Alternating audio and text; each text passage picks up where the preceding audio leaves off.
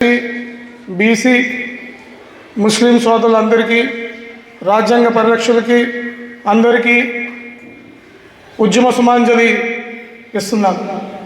ఎందుకంటే ఆల్రెడీ కేంద్ర ప్రభుత్వం అనేది మన భారతదేశ ప్రజలపైన రాజ్యాంగం పైన పదే పదే దాడి చేస్తూనే ఉంది.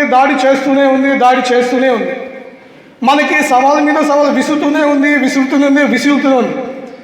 మేము మిమ్మల్ని కొడతాం, మిమ్మల్ని అంతం చేస్తాం, మీ భావి తరాలని చదువులు లేకుండా ఉద్యోగాలు లేకుండా ఈ దేశంలో లేకుండా చేస్తామని సవాలు విసిరి దానికి రాజ్యాంగం సవరణలు అని చెప్పి ఒక రాజ్యాంగం చేస్తుంటే ఈరోజు మనం ప్రజలు కొంతమంది కూర్చొని మనకేముందిలే, నా ఉద్యోగం ఉంది, నా వ్యాపారం ఉంది, నా పిల్లలతో నేను సుఖంగా ఉంటున్నాను, ఇది నాకు సరిపోద్ది కదా, నా ఆస్తులు ఏం పోయాయి కదా అని ఒక మనస్సు కొంతమంది ఉన్నారు. మరి ఈరోజు మన దౌర్భాగ్యమో మన దురదృష్టం అని తెలియదు. ఆ రోజు బ్రిటిష్ వాళ్ళు పోయారు. మనం వాళ్ళని ఎలా ఎదిరించి కులాలకు జాతి మతాలకు అతీతంగా ఆ రోజు మనం పోరాడి కలిసికట్టుగా ప్రాణత్యాగాలు చేసి ఎంతోమంది పెద్ద ప్రాణత్యాగాలు చేసి ఆ రోజు మనం స్వాతంత్రం తెచ్చుకున్నాం. మరి ఈరోజు మన ప్రభుత్వం మన దేశాన్ని నడిపిస్తున్నది ఆ బ్రిటిష్ వాళ్ళకి కాళ్ళు మొక్కి వాళ్ళ మోచేతి నీళ్లు తాగే సంస్థలకు పెద్దలు ఈరోజు మన భారతదేశాన్ని పాలిస్తున్నారంటే మరి వాళ్ళ యొక్క చట్టాలు ఎలాగుంటాయనేది ఒకసారి మనం చూస్తున్నాం. ఇప్పుడు అవునా కాదా చూస్తున్నాం. మరి ఈరోజు ముస్లిం పైన దాడి జరిగింది, తర్వాత క్రిస్టియన్స్ పైన జరుగుతుంది, తర్వాత మనువాదం పేరు చెప్పి బీసీల పైన జరుగుతుంది. ఆల్రెడీ గుజరాత్ వంటి రాష్ట్రాల్లోని ప్రైవేట్ రిజర్వేషన్లు తీసివేశారు. ప్రైవేట్ రిజర్వేషన్ లేవు. ఒక ఎస్సీ అనేది మనకు రాజ్యాంగం అనేది కొన్ని అంబేద్కర్ గారికి నిజంగా ఈ విధంగా ఆయనకి జోహార్ అర్పించాలి.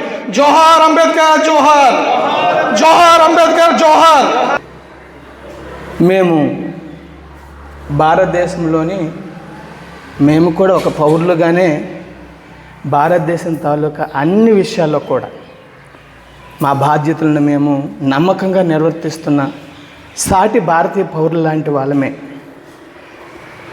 మాకు ఇప్పుడు సహోదరులు చెప్పినట్లుగా మతభేదం లేకుండా మానవత్వంతో ఆలోచించిన వారు చాలామంది భారతదేశంలో ఉన్నారు కాబట్టి ఇంకా మానవత్వం మిగిలిందని మొన్న ఆ యొక్క ఆ తెగులు వచ్చింది, దాని పేరు కరోనా. ఆ టైంలో ముస్లిం సహోదరులు హిందువులకు సహాయం చేశారు. అలా చాలామందికి అలా ఒకరికొకరు సహాయం చేసుకొని మేమందరం ఒక్కటే సహోదర భావంతో కలిసిమెలిసి ఉండేటటువంటి మంచి వాతావరణం ఉంది భారతదేశంలో అనేటటువంటి చాటించారు. అయితే ఎప్పుడైతే ఈ యొక్క బీజేపీ గవర్నమెంటు రాజ్యం పరిపాలన అంటే ఇది ప్రజాస్వామిక పరిపాలనలాగా చేయట్లేదు, వారి వాళ్ళ గుప్పిట్లోకి రాజ్యాన్ని అంటే అధికారాన్ని తీసుకొని వారికి నచ్చినట్లుగా భారతదేశాన్ని అభివృద్ధి పదంలోనికి ఎక్కడా నడిపించినట్లుగా కనిపించలేదు. 70 సంవత్సరాల్లో సాధించిన ఆ యొక్క అభివృద్ధి అంతా కూడా ఈ 10 సంవత్సరాల్లో కుప్పకూల్చేశారన్నమాట. కుప్పకూల్చేశారు. వాళ్ళు చెప్పిన ఏ వాగ్దానం కూడా నెరవేర్చలేదు కదా. పైపెచ్చు మతపరమైన విభేదాలు లేపి భారతదేశంలో ఉన్న అన్నదమ్ముల్లాగా అక్కచెల్లెళ్ళలాగా కలిసిమెలిసి ఉన్న ఈ యొక్క ప్రజల మధ్యన చిచ్చు రేపి వాళ్ళు పబ్బం గడుపుకొని అధికారం మాత్రం వాళ్ళ చేతిలో ఉండాలి.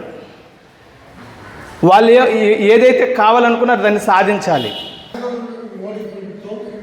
అత్యంత దుర్మార్గంగా అంతకుముందు ఆర్టికల్ 370 మనం చూసాం. జమ్మూ కాశ్మీర్ ప్రత్యేకమైన దాన్ని ఏం చేశాం, నిన్న మా తరగా